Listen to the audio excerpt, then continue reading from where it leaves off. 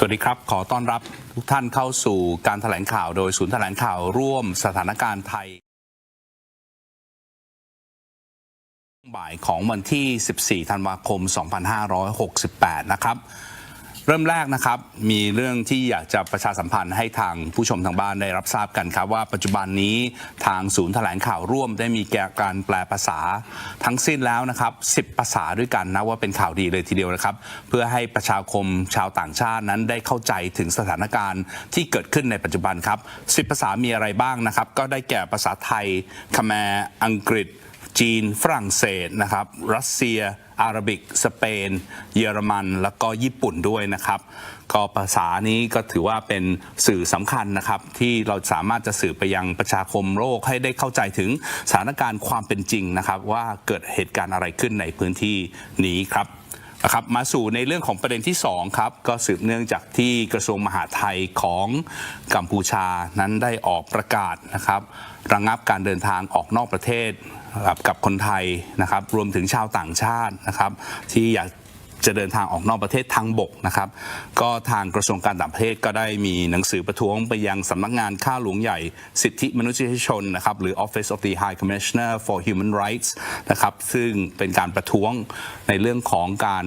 ละเมิดสิทธิของประชาชนในขั้นพื้นฐานของประชาชนในการเดินทางนะครับอันนี้เดี๋ยวจะมีรายละเอียดที่ทางผู้แทนของกระทรวงการต่างประเทศได้มาชี้แจงนะครับรวมไปถึงในประเด็นที่ว่าวันนี้นะครับทางรัฐมนตรีว่าการกระทรวงการต่างประเทศได้มีการพบปะกับรัฐมนตรีว่าการกระทรวงการต่างประเทศของเวียดนามครับเดี๋ยวให้ทางคุณมาราตรีนะครับท่านรองโฆษกกระทรวงการต่างประเทศได้มาชี้แจงในเรื่องรายละเอียดต่างๆเหล่านี้ครับเรียนเชิญครับขอบคุณค่ะสำหรับช่วงการแถลงข่าวรอบบ่าย 4 โมงวันนี้นะคะอย่างที่ท่านโฆษกกระทรวงกลาโหมได้กล่าวเมื่อสักครู่นะคะขออนุญาต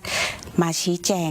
2เรื่องนะคะอัปเดตในภารกิจการชี้แจงของกระทรวงการต่างประเทศต่อประชาคมระหว่างประเทศเรื่องแรกนะคะเป็นเรื่องของการส่งหนังสือไปยังข้าหลวงใหญ่สหประชาชาตินะคะขอโทษทีค่ะข้าหลวงใหญ่สิทธิมนุษยชนสหประชาชาตินะคะก็ที่ปรากฏบนจอนะคะฉบับนี้หัวใจสำคัญคือในเรื่องของความสูญเสียพลเรือนจากการโจมตีของฝ่ายกัมพูชานะคะที่ระบุในหนังสือฉบับนี้นะคะอีกประเด็นที่สำคัญก็คือสะท้อนให้เห็นว่าความแตกต่างระหว่างปฏิบัติการทางทหารของไทยและของกัมพูชานะคะของไทยแน่นอนอย่างที่ท่านได้รับฟังทุกวันนะคะเรามีเป้าหมายทางทหารที่ชัดเจนนะคะซึ่งแตกต่างจากฝ่ายกัมพูชาที่มีเป้าหมายที่ไม่มีเป้าหมายเอาอย่างนี้ดีกว่าค่ะก็คือ civilian targets นั่นเองอาวุธที่เขาใช้นะคะจะเป็นในลักษณะของ BM-21 นะคะแล้ววันนี้ก็ได้รับผลกระทบอย่างร้ายแรงนะคะมีพลเรือนเสียชีวิต1 ท่านนะคะฉบับต่อไปนะคะก็จะมีหลากหลายฉบับนะคะเมื่อกี้ท่านโฆษกกลาโหมก็พูดถึงด้วยแล้วนะคะในกรณีของประกาศของกระทรวงมหาดไทยของกัมพูชาที่พูดถึงเมื่อเช้านี้นะคะที่ระงับการเดินทางของคนต่างชาติรวมถึงคนไทยนะคะผ่านทางบกอันนี้ก็จะเป็นเนื้อหาของ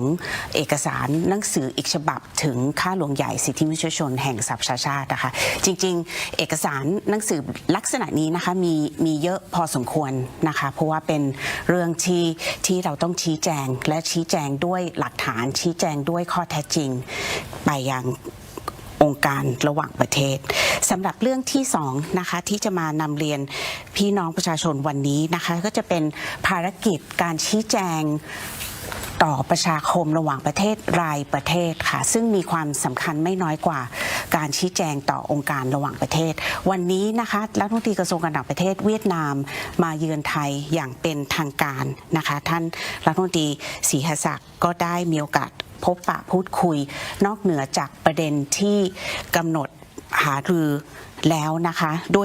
คะในเรื่องของความสัมพันธ์ทวิภาคีก็เป็นโอกาสสำคัญที่ท่านศรีหศักดิ์ได้ชี้แจงเกี่ยวกับสถานการณ์ที่กำลังเกิดขึ้นนะคะแล้วก็เกี่ยวกับผล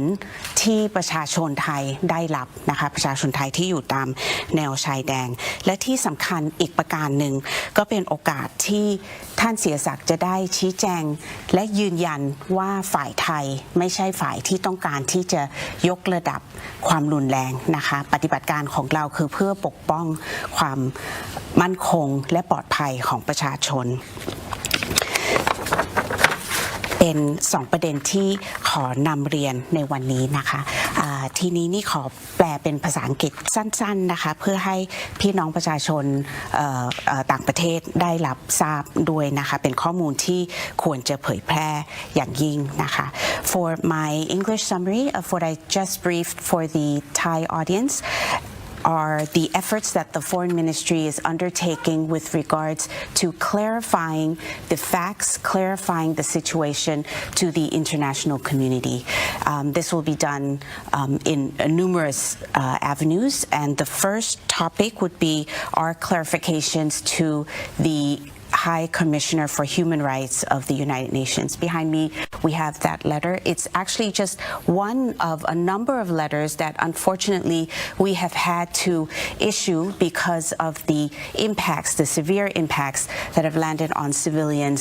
due to the attacks being waged by the Cambodian side. The heart of the issue here is that the operations being conducted by the Thai side and the Cambodian side are drastically different. The Thai side, we are aiming at military targets. The Cambodian side are aiming at indiscriminate targets from weapons such as BM-21 rocket launchers, which have unfortunately claimed the lives of too many soldiers and civilians to count. This is just an example of one letter, and another letter that we are working on regards the recent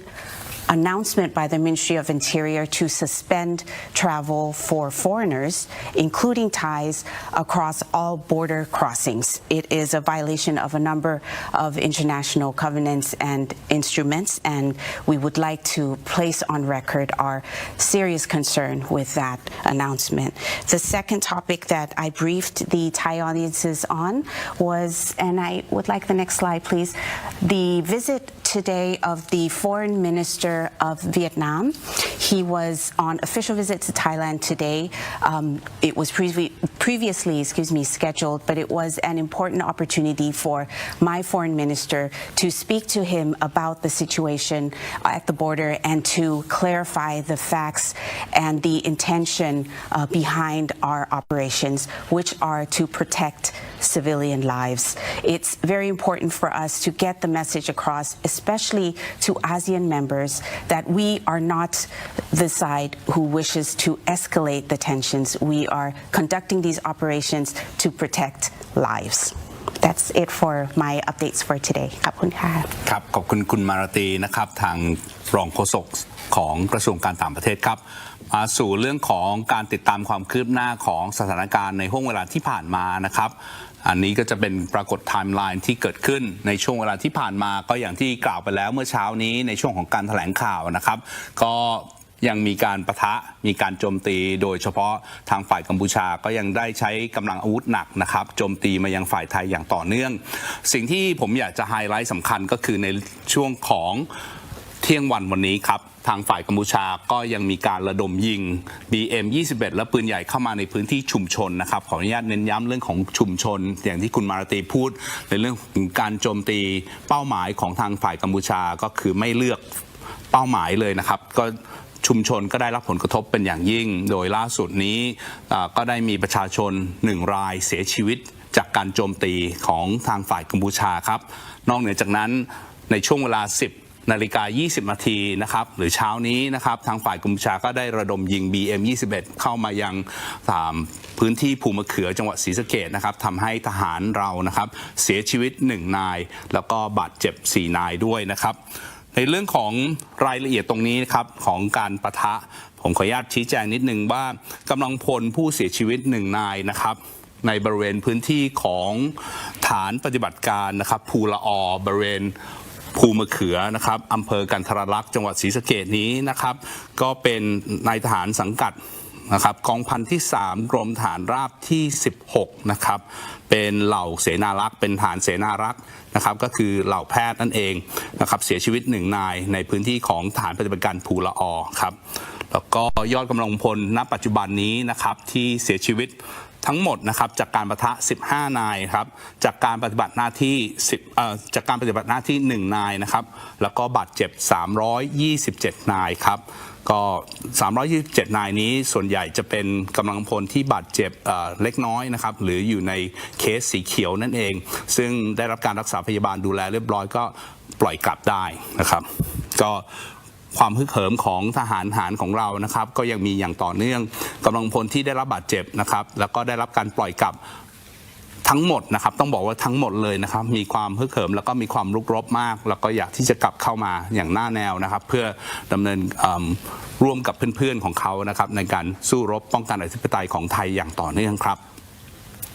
นอกเหนือจากนั้นอย่างที่ผมบอกไปแล้วนะครับมีประชาชนที่เสียชีวิต1 นายนะครับหรือ1 รายด้วยกันที่ตำบลเสาธงชัยอำเภอกันทรลักษณ์จังหวัดศรีสะเกษนะครับจากจรวด BM-21 ซึ่งเป็นแน่นอนครับจรวดที่เป็นลักษณะของการยิงแบบปูพรมผมได้กล่าวหลายครั้งไปแล้วนะครับว่าถึงแม้ว่าเป็นจรวดหลายลำกล้องที่มีลักษณะการปูพรมนะครับแต่การเล็งเป้าหมายของทางฝ่ายกัมพูชานั้นมีความชัดเจนว่าเป็นการเล็งเป้าหมายมาที่ทางบ้านเรือนหรือทางพื้นที่ชุมชนนะครับในพื้นที่ของจังหวัดศรีสะเกษนะครับจะสังเกตนะครับว่าสภาพของความรุนแรงของระเบิดนั้นมีมากน้อยแค่ไหนอันนี้คือเป็นภาพของประชาชนที่เสียชีวิตนะครับต่อไปครับแล้วก็ในพื้นที่ที่ได้รับผลกระทบนะครับอันนี้คือที่อำเภอกันทรลักษณ์นะครับที่ตำบลเสาธงชัยอำเภอกันทรลักษณ์จังหวัดศรีสะเกษในบริเวณพื้นที่นี้ที่ได้รับผลกระทบจากจรวด BM-21 ที่ผ่านมาครับก็ใกล้ๆนั้นก็จะมีโรงเรียนด้วยนะครับก็จะสังเกตได้นะครับว่าการเลือกเป้านั้นไม่ได้เคยคิดเลยว่าผลกระทบต่อพี่น้องประชาชนนั้นจะมีมากน้อยเพียงใดอันนี้คือต้องขอประณามทางฝ่ายกัมพูชาในเรื่องของการดำเนินกลยุทธ์ดังกล่าวนี้นะครับต่อไปครับอันนี้ก็จากนั้นนะครับแน่นอนครับในส่วนของการดำเนินกลยุทธ์ของทางทหารเรือและทหารอากาศนะครับของทหารเรือเองปัจจุบันนี้การปะทะก็ยังดำเนินอย่างต่อเนื่องนะครับในช่วงในพื้นที่ที่เป็นบ้านชำรากนะครับแล้วก็ในพื้นที่บริเวณเกาะยอจังหวัดเกาะกงนะครับก็ยังมีการปฏิบัติการทางยุทธการภายใต้ยุทธการตราดปรับปรปักษ์และยุทธการประจวบคีรีขันธ์ประจันคีรีเขตอย่างต่อเนื่องเลยทีเดียวนะครับซึ่งรายละเอียดต่างๆเหล่านั้นถ้าเผื่อมีความคืบหน้าอย่างไรเดี๋ยวผมทางศูนย์แถลงข่าวร่วมก็จะนำมาเสนอให้กับทางพี่น้องประชาชนได้รับทราบต่อไปครับการปฏิบัติของทอ.หรือกองทัพอากาศก็ยังมีการปฏิบัติอย่างต่อเนื่องในการสนับสนุนกำลังพลทางบกนะครับไม่ว่าจะเป็นกำลังพลของกองทัพบกและกำลังพลของกองทัพเรือครับต่อไปในเรื่องของการปฏิบัติการในพื้นที่ส่วนหลังนะครับแน่นอนก็มีข่าวอยู่อย่างมากมายนะครับโดยเฉพาะข่าวที่เกี่ยวข้องกับนักรบรับจ้างชาวต่างชาติที่เดินทางเข้ามาในประเทศไทยนะครับผ่านทางช่องทางเกาะพะงันนะครับเพื่อไปสนับสนุนฝ่ายกัมพูชานั้นข้อเท็จจริงจะเป็นอย่างไรนะครับรวมไปถึงในเรื่องของการดูแลพื้นที่ส่วนหลังของฝ่ายตำรวจในเรื่องของสำนักงานตรวจคนเข้าเมืองของตำรวจมีรายละเอียดยังไงบ้างในเรื่องของความเข้มงวดนะครับในวันนี้ทางรองโฆษกสำนักงานตำรวจแห่งชาติจะมาชี้แจงในเรื่องของรายละเอียดให้เราได้รับฟังกันครับขอเรียนเชิญนะครับครับต้องเรียนพี่น้องประชาชนนะครับว่าอาวุธของข้าศึกนอกจากจะเป็นอาวุธปืนหรือยุทโธปกรณ์ต่างๆนะครับอีกอาวุธหนึ่งที่สำคัญคือข่าวปลอมข่าวบิดเบือนนะครับซึ่งสร้างความสับสนสร้างความหวาดกลัวให้กับพี่น้องประชาชนนะครับอย่างเช่นกรณีที่ท่านโฆษกกระทรวงกลาโหมได้พูดเมื่อสักครู่นะครับก็คือกรณีที่มีในสื่อสังคมออนไลน์นะครับนำเสนอข้อมูลเกี่ยวกับมีทหารรับจ้างนะครับมีอาวุธเข้ามาที่เกาะพะงันแล้วก็จะเดินทางต่อไปที่ประเทศกัมพูชานะครับซึ่งเรื่องดังกล่าวเนี่ยต้องเรียนว่าไม่เป็นความจริงนะครับตำรวจภูธรจังหวัดสุราษฎร์ธานีพร้อมหน่วยงานความมั่นคงทางการข่าวได้ตรวจสอบข้อมูลรวมถึงพยานแล้วนะครับไม่เป็นความจริงครับเพราะฉะนั้นเนี่ยเรื่องนี้เนี่ยได้มีการดำเนินคดีกับผู้ส่งต่อข่าวปลอมดังกล่าวนะครับตามความผิดพรบคอมพิวเตอร์มาตรา 14มีอัตราโทษจำคุก5 ปีปรับไม่เกิน 100,000 บาทนะครับซึ่งตรงนี้เนี่ยก็ขอเรียนไปยังพี่น้องประชาชนนะครับการรับข้อมูลข่าวสารโดยเฉพาะเรื่องที่เกี่ยวข้องกับสถานการณ์ชายแดนไทยกัมพูชาซึ่งเป็นเรื่องละเอียดอ่อนต้องใช้วิจารณญาณในการรับฟังให้ดีนะครับจริงๆควรจะรับฟังข้อมูลจากหน่วยงานราชการ จะดีที่สุดแล้วก็งดการส่งต่อทุกกรณีเพราะเป็นเรื่องของความมั่นคงนะครับซึ่งในเรื่องดังกล่าวเนี่ยสำนักงานตำรวจแห่งชาติไม่ได้นิ่งนอนใจนะครับในส่วนของสำนักงานตรวจคนเข้าเมืองได้ยกระดับนะครับการคัดกรองชาวต่างประเทศเข้าสู่ประเทศไทยนะครับโดยเรียกว่าใช้กำลังพล 100% ในการตรวจนะครับเพราะนั้นก็ให้พี่น้องประชาชนเนี่ยสบายใจได้นะครับว่าเราจะป้องกันบุคคลที่ไม่หวังดีนะครับที่อาจจะแฝงตัวเข้ามาเป็นสายลับหรือมาทำการจารกรรมหรือมาก่อเหตุความไม่สงบในประเทศไทยนะครับเราจะยกระดับอย่างเต็มที่ครับซึ่งสุดท้ายนะครับสำนักงานตำรวจแห่งชาติก็ขอยืนยันนะครับให้ความมั่นใจกับพี่น้องประชาชนนะครับทั้งในส่วนที่เจ้าหน้าที่ตำรวจที่ปฏิบัติที่ในแนวหน้านะครับแล้วก็ปฏิบัติหน้าที่ในส่วนพิทักษ์พื้นที่ส่วนหลังนะครับเราจะทำอย่างเต็มความสามารถนะครับเพื่อให้พี่น้องประชาชนมีความปลอดภัยในชีวิตทรัพย์สินอย่างเต็มที่แล้วก็รักษาความสงบเรียบร้อยให้กับประเทศไทยครับขอบคุณครับครับขอบคุณทางท่านรองโฆษกสำนักงานตำรวจแห่งชาตินะครับอีกเรื่องหนึ่งที่ทางหลายฝ่ายก็ให้ความเป็นห่วงและก็ความกังวลมากนะครับในเรื่องของการดูแลชีวิตและทรัพย์สินตลอดจนในเรื่องของสุขภาพของประชาชนนะครับโดยเฉพาะประชาชนในบริเวณพื้นที่ศูนย์พักพิงต่างๆครับอีกหน่วยงานหนึ่งที่มีความสำคัญไม่ยิ่งหย่อนไปกว่าหน่วยงานความมั่นคงเลยก็คือกระทรวงสาธารณสุขครับซึ่งในวันนี้เราได้รับเกียรติจากท่านรองโฆษกกระทรวงผิดจุดครับท่านโฆษกกระทรวงสาธารณสุขนะครับนายแพทย์เอกชัยเพียรศรีวัชราท่านรองปลัดกระทรวงสาธารณสุขนะครับได้กรุณาให้เกียรติมาพูดคุยถึงในเรื่องของยอดศูนย์พักพิงนะครับการช่วยเหลือเยียวยาผู้ประสบภัยตลอดจนการสนับสนุนยาและเวชภัณฑ์ให้กับชุดรักษาความปลอดภัยหมู่บ้านหรือชรบด้วยครับขอเรียนเชิญท่านคุณหมอครับครับสถานการณ์ในวันนี้นะครับก็มีหน่วยบริการของกระทรวงเนี่ยปิดไป12ที่เหมือนเดิมนะครับแล้วก็มีพี่น้องประชาชนที่ได้รับบาดเจ็บ6 รายเนี่ยนะครับตอนนี้ก็ปลอดภัยหมดทุกคนนะครับมี1 รายที่เสียชีวิตในวันนี้นะครับก็ทางกระทรวงต้องขอแสดงความเสียใจกับทางครอบครัวด้วยนะครับและนอกจากนี้ครับมีประชาชนอพยพมาอยู่ในศูนย์พักพิง 258,000 รายศูนย์พักพิงตอนนี้เนี่ยเรามีขนาดตั้งแต่ขนาดเล็กไปจนถึงขนาดใหญ่รวมแล้วก็ประมาณ995 แห่งซึ่งมีเจ้าหน้าที่ของเราเนี่ยไปดูแลอยู่ประมาณ 5,500 คนนะครับก็ขอให้พี่น้องประชาชนได้มั่นใจในการดูแลของกระทรวงสาธารณสุขนะครับมีในสไลด์ต่อไปนะครับที่อยากจะสื่อกับทางพี่น้องก็คือเรามีผู้ป่วยนะครับที่เป็นโรคไตที่อยู่ในศูนย์พักพิงประมาณเกือบ500 คนซึ่งตรงนี้เนี่ยทางบุคลากรทางการแพทย์เราก็ให้ดูแลการล้างไตผ่านช่องท้องที่มีคุณภาพแล้วก็ลดการติดเชื้อถ้ามีปัญหาอะไรเกิดขึ้นก็จะส่งต่อไปที่โรงพยาบาลทันทีครับในสไลด์ต่อไปเนี่ยเป็นเรื่องที่เกี่ยวกับสถานการณ์ที่เรามีการวางระบบว่าถ้ามีการสถานการณ์ยืดเยื้อเนี่ยแน่นอนคนที่มาอยู่รวมกันเยอะๆอาจจะมีปัญหาโรคระบาดเกิดขึ้นซึ่งในตอนนี้เองเนี่ยยังไม่เกิดสถานการณ์นี้แต่ทางกระทรวงเองก็ได้วางระบบป้องกันครับไม่ว่าจะเป็นโรคที่อาจจะติดกันทางด้านทางเดินหายใจทางโรคทางเดินอาหารนะครับเราดูแลเรื่องการกำจัดขยะซึ่งขยะนี้ก็เป็นปัญหาอย่างหนึ่งเพราะว่าตั้งแต่ศูนย์พักพิงเนี่ยมีขยะตั้งแต่ 20,000 กิโลนะครับต่อวันเนี่ยจนถึงศูนย์ใหญ่ๆเนี่ยประมาณ 70,000 ถึง 80,000 กิโลต่อวันทีเดียวเรื่องของห้องน้ำก็เช่นกันครับต้องดูแลให้ดีเพื่อลดการระบาดที่อาจจะเกิดขึ้นในระยะยาวนะครับและนอกจากนี้ครับเรื่องที่สำคัญที่สุดเลยก็คือเรื่องของสุขภาพจิตครับเพราะว่าขณะนี้เนี่ยเรามีการสำรวจพี่น้องประชาชนเนี่ยที่อยู่ในศูนย์พักพิงประมาณ 100,000 กว่ารายก็พบว่ามีประมาณ 1% ครับที่มีความเครียดค่อนข้างสูงซึ่งตรงนี้เองเนี่ยบุคลากรของเราก็ดูแลอย่างใกล้ชิดและนอกจากนี้เนี่ยเจ้าหน้าที่ของเราที่มีการสำรวจก็พบว่ามีประมาณหนึ่งที่ 40-50 คนที่มีความเครียดเช่นกันเรามีระบบในการดูแลเรื่องนี้แล้วก็ถ้าหากว่าพี่น้องประชาชนท่านใดเครียดหรือต้องการปรึกษานะครับทางกรมสุขภาพจิตมีสายด่วน1323ตลอด24 ชั่วโมงที่จะให้คำปรึกษากับพี่น้องประชาชนทุกคนครับและในวันนี้ก็มีข่าวดีครับทางกระทรวงสาธารณสุขนะครับได้มอบผลิตภัณฑ์ชุดปฐมพยาบาลยารักษาโรคเวชภัณฑ์ทางการแพทย์ต่างๆให้กับพื้นที่ที่อยู่ในพื้นที่สีแดงซึ่งขณะนี้อาจจะมีประสบปัญหาในการที่จะหายารักษาโรคเพราะว่าร้านขายยาโรงพยาบาลเองได้ปิด ทำการไปเรียบร้อยแล้วก็วันนี้เราได้มีการมอบให้กับทางกระทรวงมหาดไทยและพื้นที่เพื่อนำไปแจกจ่ายให้กับพี่น้องประชาชนนะครับได้เข้าถึงชุดต่างๆเหล่านี้นะครับก็ทางกระทรวงสาธารณสุขต้องให้ความมั่นใจครับว่าเราจะไม่ทอดทิ้งกันนะครับและเราจะดูแลพี่น้องประชาชนอย่างสุดความสามารถให้ผ่านวิกฤตนี้ไปด้วยกันครับครับขอบพระคุณคุณหมอมากเลยนะครับท่านโฆษกกระทรวงสาธารณสุขนะครับคุณหมอเอกชัยเพียรศรีวัชราครับอีกหน่วยงานหนึ่งที่วันนี้เราได้เชิญมาร่วมในเรื่องของการแถลงข่าวของเรานั้นนะครับก็แน่นอนครับเรื่องของการท่องเที่ยวใน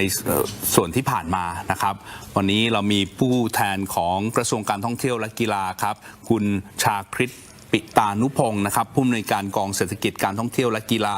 กระทรวงการท่องเที่ยวและกีฬานะครับมาให้ความมั่นใจกับผู้ชมทางบ้านด้วยนะครับรวมถึงนักท่องเที่ยวชาวต่างประเทศที่กำลังวางแผนเดินทางมาประเทศไทยครับในเรื่องของการท่องเที่ยวในเมืองไทยครับยังปลอดภัยอยู่หรือไม่นะครับวันนี้คุณชาคริตจะมาให้ความมั่นใจของเราครับครับสำหรับสถานการณ์การท่องเที่ยวนะครับขณะนี้นะครับมีนักท่องเที่ยวชาวต่างชาติเดินทางเข้ามาประเทศไทยนะครับเพิ่มขึ้นอย่างต่อเนื่องนะครับตอนนี้กว่า30ล้านคนแล้วนะครับครับตอนนี้เรากำลังอยู่ในช่วงของไฮซีซั่นนะครับเตรียมเข้าสู่เทศกาลคริสต์มาสแล้วก็การเข้าดาวน์ปีใหม่ด้วยนะครับก็ต้องบอกว่าสถานการณ์เหตุปะทะชายแดนเนี่ยนะครับส่งผลกระทบต่อเศรษฐกิจด้านการท่องเที่ยวเนี่ยเล็กน้อยเท่านั้นนะครับประเทศไทยนะครับยังมีแหล่งท่องเที่ยวที่สวยงามนะครับสถานที่น่าเที่ยวอีกเป็นจำนวนมากนะครับพร้อมต้อนรับนักท่องเที่ยวจากทั่วโลกและคนไทยด้วยกันเองนะครับก็ขอยืนยันและสร้างความเชื่อมั่นนะครับว่าประเทศไทยยังมีที่น่าเที่ยวอยู่นะครับทั่วประเทศเลยนะครับก็หวังเป็นอย่างยิ่งนะครับว่าสถานการณ์จะคลี่คลายในเร็ววันนี้นะครับก็ต้องขอบคุณครับผมครับครับขอบคุณคุณชาคริตนะครับครับก็ถือว่าชัดเจนเลยทีเดียวนะครับในเรื่องของการท่องเที่ยวเราก็ยังรองรับนักท่องเที่ยวชาวต่างชาติที่เดินทางหรือที่มีแผนเดินทางเข้ามาเยือนประเทศไทยอย่างต่อเนื่องครับถึงแม้ว่าจะมีสถานการณ์ปะทะชายแดนไทยกัมพูชาที่ผ่านมานะครับเรื่องของการท่องเที่ยวก็มีผลกระทบน้อยเลยทีเดียวนะครับเรายังสามารถที่จะเชิญชวนแขกต่างประเทศนะครับเดินทางเข้ามาได้อย่างต่อเนื่องแล้วก็ประเทศไทยก็มีพื้นที่ที่สวยงามอยู่หลายแห่งนะครับไม่จำเป็นที่จะต้องไปในพื้นที่ที่มีการปะทะแต่มีทางภาคเหนือภาคใต้นะครับรวมถึงภาคกลางแล้วก็อีสานตอนบนที่เราสามารถที่จะไปท่องเที่ยวได้อย่างสบายใจด้วยเช่นเดียวกันครับแล้วครับในช่วงนี้นะครับก็จะขอนำเข้าสู่ในเรื่องของคำถามตอบนะครับก่อนที่จะเข้าตรงนั้นเนี่ยจะขออนุญาตสรุปเป็นภาษาอังกฤษให้กับทางผู้ชมทางบ้านชาวต่างชาติได้รับฟังนะครับเดี๋ยวจะมีภาพนิดนึงนะครับที่ผ่านมาเรื่องของการที่เราให้เกียรตินะครับแล้วก็ให้เกียรติกับไว้อาลัยกับผู้ที่เสียชีวิตที่ผ่านมาก่อนนะครับนั่นก็คือในเรื่องของเป็นพระมหากรุณาธิคุณนะครับของพระบาทสมเด็จพระเจ้าอยู่หัวและสมเด็จพระนางเจ้าพระบรมราชินีตลอดจนพระบรมวงศานุวงศ์ทุกพระองค์นะครับในการที่พระราชทานพวงมาลาหน้าศพนะครับให้กับกำลังพลผู้เสียชีวิตนะครับถือว่าเป็นพระมหากรุณาธิคุณอย่างหาที่สุดไม่ได้เลยทีเดียวนะครับนอกเหนือจากนั้นนะครับในเรื่องของข้าราชการระดับสูงนะครับตั้งแต่นายกรัฐมนตรีนะครับผู้บริหารประเทศจนไปถึงทางรัฐมนตรีว่าการกระทรวงกลาโหมเองนั้นก็ให้ความสำคัญต่อการเคารพนะครับกำลังพลผู้เสียชีวิตนะครับแล้วก็ให้เกียรติกำลังพลผู้เสียชีวิตแล้วก็ครอบครัวที่เกี่ยวข้องด้วยนะครับซึ่งแน่นอนครับอย่างที่ผมได้กล่าวทุกครั้งนะครับว่าเราให้ความสำคัญไม่ใช่เพียงแค่กำลังพลผู้เสียชีวิตเท่านั้นครอบครัวผู้เสียชีวิตนะครับไม่ว่าจะเป็นบิดามารดาภรรยาลูกหลานนะครับที่เกี่ยวข้องเราก็ให้ความสำคัญและยืนยันที่จะดูแลกำลังพลเหล่านั้นอย่างเต็มที่นะครับก็ถือว่าเป็นภาพที่น่าเสียใจเป็นอย่างยิ่งในเรื่องของกำลังพลผู้เสียชีวิตนะครับแต่เราก็มีเรื่องของการดูแลนะครับทดแทนอย่างเต็มที่นะครับซึ่งตรงนี้นะครับอย่างที่ผมเรียนไปแล้วมีประเด็นที่อยากจะเชิญชวนนะครับแล้วก็อยากจะเรียนเชิญทางผู้แทนของกองทัพบกมาชี้แจงในรายละเอียดเพิ่มเติมนะครับแต่อีกสักครู่จะขออนุญาตแปลเป็นภาษาอังกฤษก่อนในเรื่องของประเด็นที่ทางผู้แทนต่างๆได้กล่าวไว้แล้วนะครับ So starting off with the English translation to the press briefing today on the 14th of December for the afternoon session. We started off, of course, with the good news that the press center has now been able to translate and be able to produce the translation versions of all our press releases into 10 languages, namely Thai, Khmer, English, Chinese, French, Russian, Arabic, Spanish,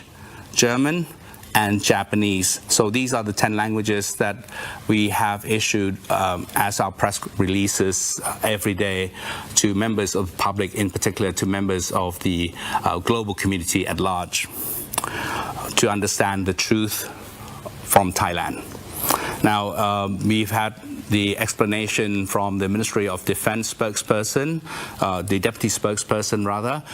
to talk about the latest situation of the letter of protest that the Ministry of Foreign Affairs has forwarded and sent to the Office of High Commissioner for Human Rights, and also the details on the meeting between the Minister of Foreign Affairs and, of course, the Vietnamese Minister of Foreign Affairs today. Now, in terms of the update of the situation, I'd like to show you the timeline once again. Well, the key activities or the key events that have taken place here today,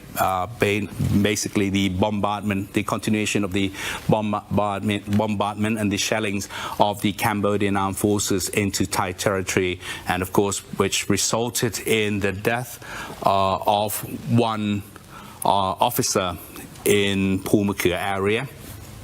and later on with another bombardment at 12:05, killing innocent civilian, and the rocket actually landed inศรีสะเกษ province in the civilian community there. I also have some other pictures that I'd like to show you here. So this is the ongoing situation that's happening or is happening along the border between Thailand and Cambodia across all the 7 border provinces here. The highlights of the events actually happened here, where the shelling of the BM-21 and the artillery fire actually landed in one of the military posts and killing one medical branch officer in Phumakhur area. And the totality and the total number of the officers killed to date are 15 officers resulted from the actual clash between the two sides, and 1 officer while he was performing his duty. So the total of death is 16, and the casualties in terms of the injuries of actually has amounted to 327 personnel as a casualty. Majority of the personnel affected in the casualty as part of the injury actually have a very slight injury, and most of them have been able to return to work and to return to their duty afterwards.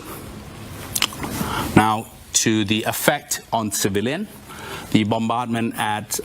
12:05, which actually landed on a civilian home, it actually resulted in the death of 1 civilian. And this is the picture, or these are the pictures of the home that the shelling landed. Next slide. And of course, the casualty, the death of 1 civilian. And this is the area where the shelling landed in the community. Well, again, I'd like to emphasize on the point that this community does not have any security installations or military installations whatsoever. So again, the question was asked, or is asked, to the Cambodian side, why do you have to attack the civilian community? Next slide. Okay, the police informed the public of some of the pictures shared among the social media. And these are the pictures of what the social media claim to be the foreign fighters, the foreign war fighters who actually have been hired by the Cambodian armed forces to fight in the clash. The police said that they cannot confirm the truthfulness in the pictures of whether these people are actually the war fighters, the hide war fighters, so to speak. All right, so and again, the reaffirmation on the upgrade of the security measures in the port of entries, and these are the pictures of the Immigration Police Bureau conducting their operations in upscaling the measures of screening visitors and people coming in to the country. And now we've had the privilege of having the spokesperson from the Ministry of Public Health talking about the latest casualties among the civilians and the number of shelters that they have prepared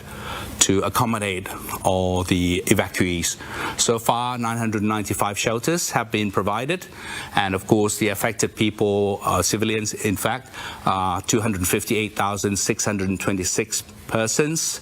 with of course 9 fatalities, with the latest situation of 1 person dead or killed as a result of the bombing from the BM-21, and 6 civilians injured still, and the affected hospital of 20 and the sub-district hospitals of 219. Then the spokesperson of the Ministry of Public Health went on to talk about the welfare, well-being, that the Ministry of Public Health is looking after the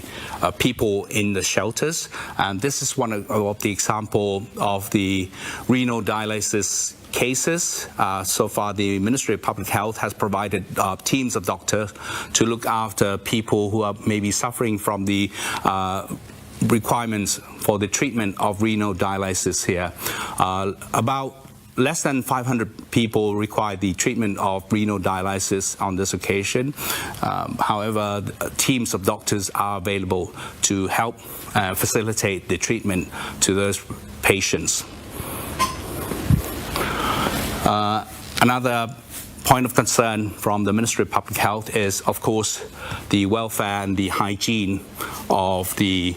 population at large who are now residing or staying at the shelter areas. The Ministry of Public Health has provided teams of doctors and medical professionals to provide hygiene analysis and hygiene treatment to all these shelters areas. Even though we have not had any case of communicable disease at the moment, however, they have taken precautionary measures in conducting some of the hygiene prevention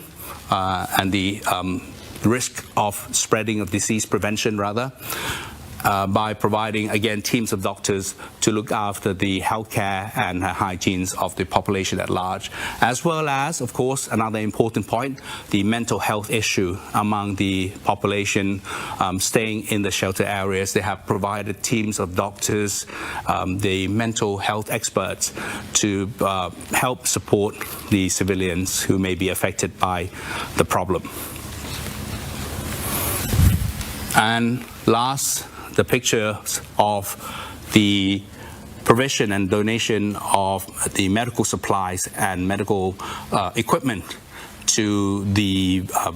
villages, the volunteer village defense forces and units by the Ministry of Public Health. They have now provided sufficient, I think, medical supply to all these village units according to their needs, because we've heard of the news and information that have been requested by the volunteer village defense commands or village forces, who actually are the people behind the scene and helping protect the properties and lives of the civilians who may be residing and living in the rear areas of the conflict.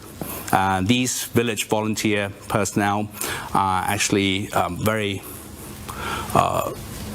supportive and beneficial to the security of the areas, and we have been able to provide some medical supplies to them. And the issue concerning tourism, We've had the privilege of having a representative from the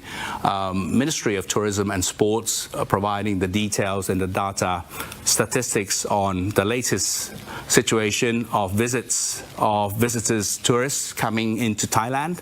And he indicated that there is no significant decline in the arrivals of visitors coming into Thailand.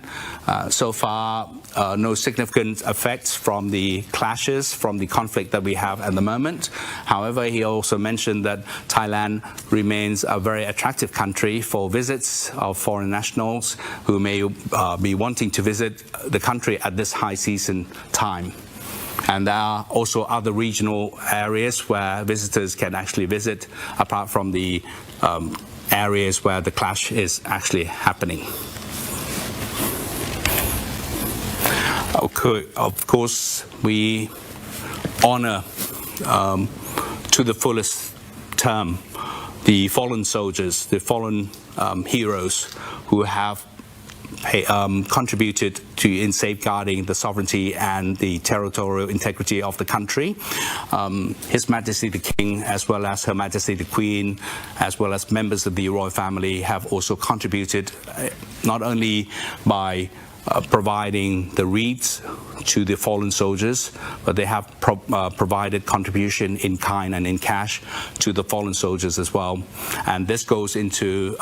follows the same procedure with the high-ranking officers, namely the Prime Minister of Thailand, as well as the Minister of Defense, in providing honor to the fallen soldiers and their families.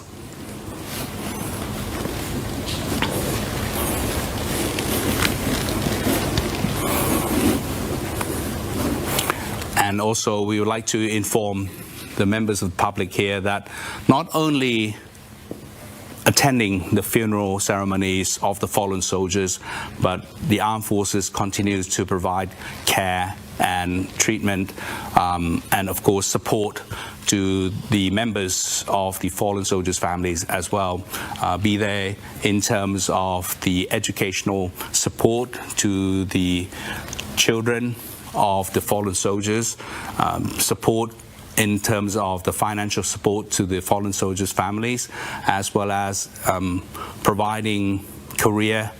to the wives and spouses of the fallen soldiers as well. So all these are the care that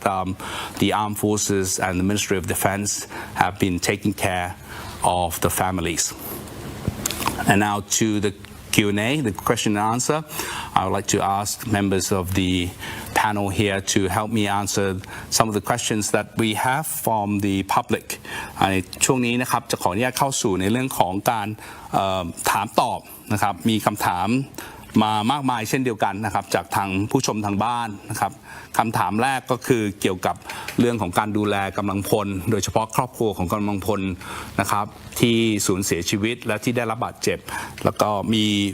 ประเด็นหรือมีข้อเท็จจริงหรือมีข้อมูลอะไรที่อยากจะชี้นำหรือชี้แจงให้กับทางผู้ชมทางบ้านได้เข้าใจว่ากองทัพนั้นดูแลกำลังพลยังไงบ้างนะครับวันนี้ทางเราก็มีพันเอกหญิงนุชรวีนะครับแจ่มจำรัดท่านรองโฆษกกองทัพบกจะมาชี้แจงในเรื่องของประเด็นการดูแล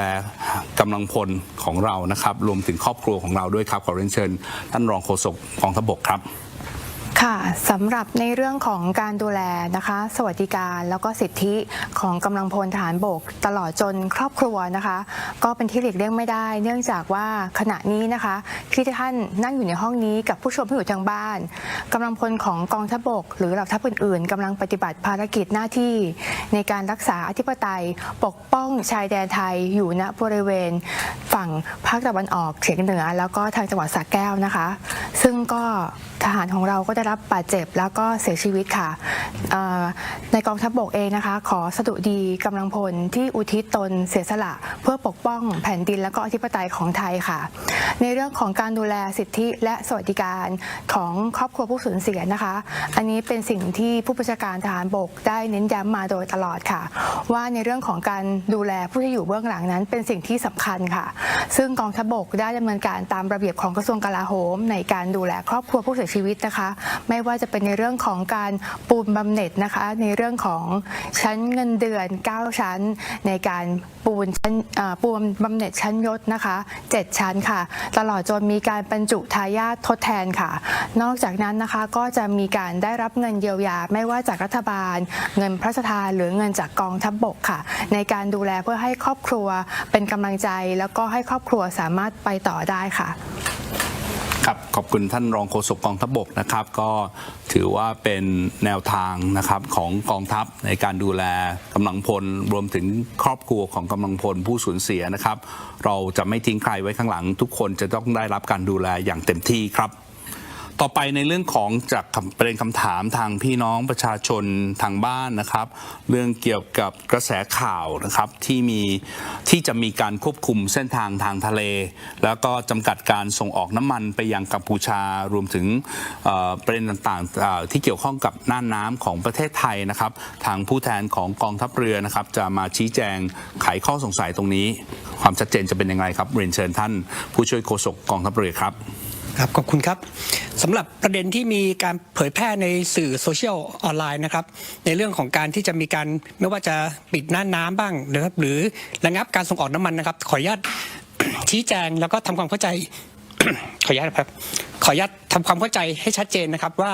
ณปัจจุบันนะครับณตอนนี้ยังไม่มีการประกาศดังกล่าวออกมาจากหน่วยงานที่เกี่ยวข้องนะครับนั้นเน้นย้ำนะครับยังไม่มีการประกาศดังกล่าวออกมาจากหน่วยงานที่เกี่ยวข้องนะครับเป็นเพียงข้อเสนอหัวข้อเข้าประชุมของคณะผู้บัญชาการทางทหารเนี่ยเสนอหัวข้อเข้าหารือในที่ประชุมสภาความมั่นคงแห่งชาติที่จะมีการประชุมในวันพรุ่งนี้นะครับโดยหัวข้อที่เสนอเข้าไปจะมี3ประเด็นหลักๆกันนะครับได้แก่ประเด็นที่1ขอให้สภาความมั่นคงแห่งชาติมีมติในการระงับการส่งออกน้ำมันเชื้อเพลิงและสินค้ายุทธปัจจัยสำคัญไปยังประเทศกัมพูชาประเด็นที่2คือให้หน่วยงานในสอนชนบูรณาการกลไกในการควบคุมและเฝ้าระวังเรือนะครับที่จะมีพฤติกรรมในการลำเลียงน้ำมันเชื้อเพลิงหรือสินค้ายุทธปัจจัยสำคัญไปยังกัมพูชาและ3นะครับให้สอนชนออกประกาศพื้นที่บริเวณทะเลอาณาเขตรอบท่าเรือกัมพูชานะครับให้เป็นพื้นที่มีความเสี่ยงภัยสูงเนื่องจากทางกองทัพกัมพูชาเนี่ยมีการใช้อาวุธโดยไม่ระบุเป้าหมายนะครับยิงอย่างไม่มีทิศทางนะครับทำให้เรือที่สัญจรไปมาในพื้นที่ที่อยู่ในระยะการยิงเนี่ยมีความเสี่ยงสูงดังนั้นก็จึงให้ออกประกาศแจ้งเตือนครับเพราะฉะนั้นขอเน้นย้ำนะครับว่าประกาศดังกล่าวณตอนนี้ยังไม่มีการออกอย่างเป็นทางการนะครับแล้วก็จะไม่มีในเรื่องของคำว่าปิดน่านน้ำนะครับขออนุญาตท่านนี้ครับผมครับขอบคุณครับแต่อย่างไรก็ตามนะครับในวันนี้นะครับจะมีการประกาศเคอร์ฟิวในช่วงเวลาทุ่มถึงตี5นะครับในพื้นที่จังหวัดตราดนะครับยกเว้นพื้นที่ในอำเภอเกาะช้างอำเภอเกาะกูดนะครับอันนี้เป็นประกาศโดยกองบัญชาการป้องกันชายแดนจันทบุรีและตราดอย่างชัดเจนนะครับเริ่มเวลา1 ทุ่มจนถึงตี5นะครับจากวันนี้เป็นต้นไปครับทางนี้ก็เพื่อป้องกันและรักษาความปลอดภัยกับพี่น้องประชาชนที่อยู่ในพื้นที่รวมถึงการป้องกันการมีสายลับหรือข่าวสารที่เราคิดว่านะครับอาจจะมีสายลับเข้ามาแทรกซึมในพื้นที่ด้วยเช่นเดียวกันนะครับอันนี้คือเป็นประเด็นสำคัญที่อยากจะแจ้งให้ทางพี่น้องประชาชนได้รับทราบทั่วหน้ากันครับส่วนคำถามอื่นๆนะครับอาจจะต้องเปิดให้ทางสื่อมวลชนที่อยู่ในสตูดิโอนี้ได้สอบถามครับเรียนเชิญเลยครับ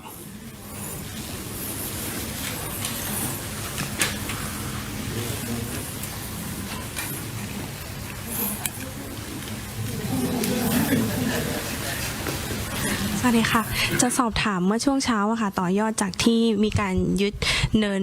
677ได้อะค่ะได้ข่าวมาว่ามีการยึดขีปนาวุธที่ต่อต้านรถถังในพื้นที่ด้วยอันนี้ไม่แน่ใจว่าเป็นเนิน500หรือว่าเนิน677ค่ะอยากให้อธิบายในเรื่องที่ขีปนาวุธที่ยึดมาได้แล้วก็ถ้าหากไม่ได้ยึดมาเนี่ยในเรื่องของอาวุธชนิดนี้ค่ะสามารถที่จะทำลายหรือว่าสร้างความเสียหายให้อะไรให้ประเทศไทยได้บ้างครับอันนี้ต้องถามทางผู้แทนของกองทัพบกพอตอบได้นะครับครับ ก็ขออนุญาตเรียนค่ะว่าจากเมื่อเช้าที่มีได้รับรายงานนะคะของกองทัพภาคที่ 2ในการที่เราสามารถยึดพื้นที่บริเวณช่องอันมาได้นะคะเราก็ทำการตรวจยึดนะคะขีปนาวุธต่อต้านรถถังแกม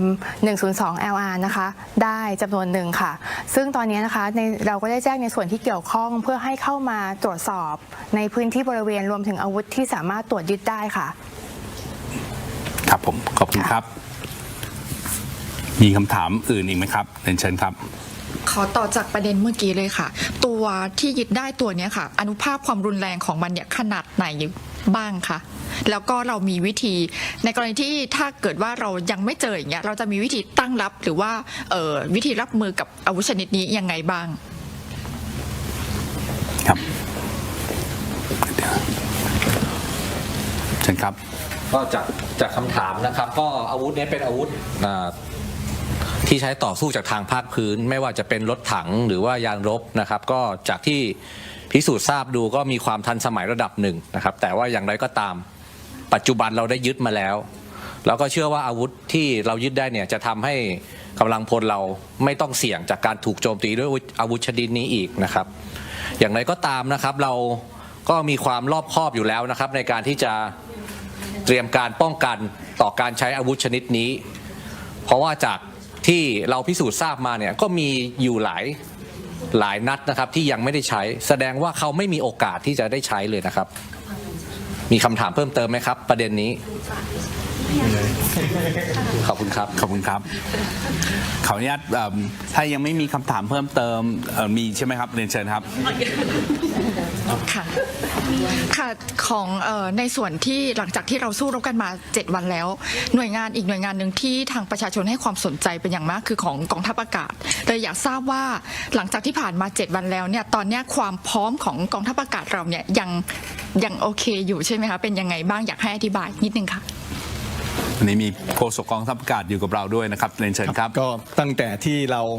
ปฏิบัติการในช่วงเดือนกรกฎาคมที่ผ่านมานะครับกองทัพอากาศก็ได้เตรียมการอย่างดีครับทั้งในเรื่องของการจัดหาอาวุธอุปกรณ์เพิ่มเติมรวมถึงการดำรงสภาพความพร้อมรบสูงสุดซึ่งเราดำเนินการมาอย่างต่อเนื่องครับต้องบอกว่าขณะนี้เราอยู่ในผมใช้คำว่า full level of high readiness แล้วกันนะครับมีสภาพความพร้อมรบสูงสุดในเชิงของกำลังพลในส่วนนักบิน